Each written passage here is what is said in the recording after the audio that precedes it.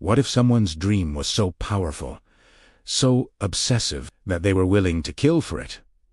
Not once, but twice. This is the disturbing story of a woman who worked nights as a stripper, dreamed of owning a beautiful horse farm, and believed that if someone stood in her way, they simply needed to disappear. Her name was Robin, and by the time police finally uncovered the truth, 2 men were dead. Our story begins in Australia, north of Melbourne. The year is 1998, and Robin is 25 years old. By night, she works as an adult dancer at a strip club. But this isn't the life she truly wants. Robin has a completely different dream. She imagines wide-open land, rolling fields, and a big property filled with horses running across green pastures. She wants to own a farm. A big one, but there's one major problem. Dreams like that cost money, and a stripper's paycheck wasn't exactly enough to buy land. But Robin believed she had a solution. She just needed to find the right man. One night, she met George. George wasn't exactly a businessman. He was a member of a gang, the type of guy who handled rough jobs. They quickly started flirting. Flirting turned into dates. And before long, they were officially together.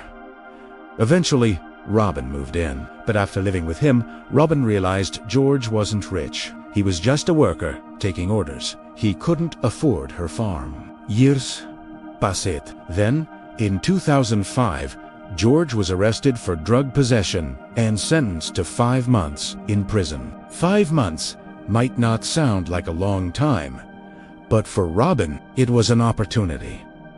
She started thinking about her future, and that's when she met Wayne. Wayne was completely different. He was a fit personal trainer who owned his own gym. The two quickly began dating. Their relationship moved fast. George was still in prison, completely unaware his girlfriend had moved on. Eventually, George was released, but Robin had no interest in him. She was still living in the house they shared. Robin knew things would get messy when George returned. But she had another idea, an idea that was far more sinister. What if George simply disappeared? If he died, she could take control of his motorbike, his camper van, his boat, and jewelry. Robin wasn't a killer. She didn't want to do it herself, so she approached Wayne with an unbelievable proposal. She asked him if he would kill George. Wayne's response was surprisingly simple. He agreed. A murder plan was born.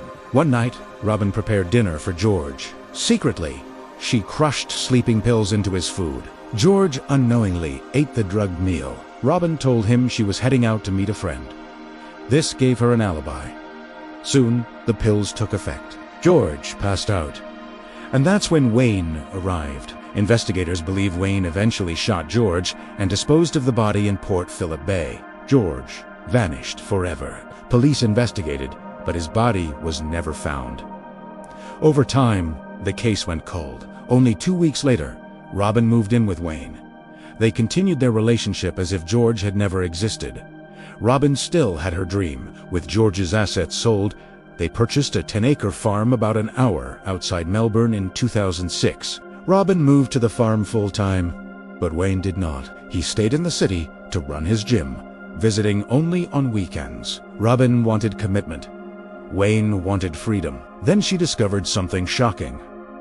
Wayne had secretly gotten a vasectomy. By 2009, the relationship was falling apart. They broke up and reunited repeatedly. Robin was alone on the farm, and debt was piling up.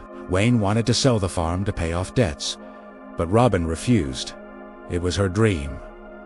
She wasn't willing to lose it. In 2012, Wayne sued Robin and obtained a restraining order. Robin was forced to leave the farm.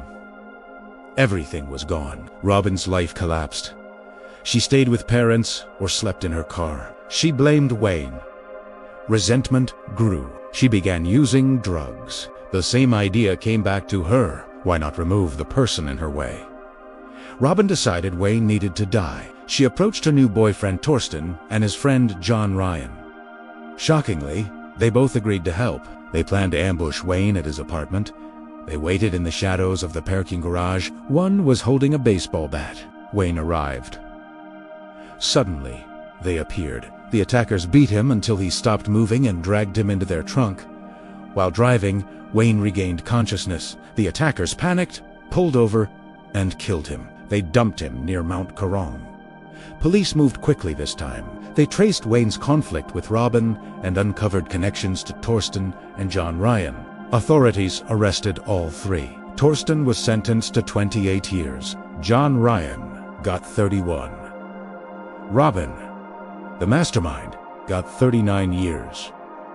Robin spent years chasing a dream of land and horses, but in the end, she didn't get the life she imagined. Instead, she got 39 years in prison.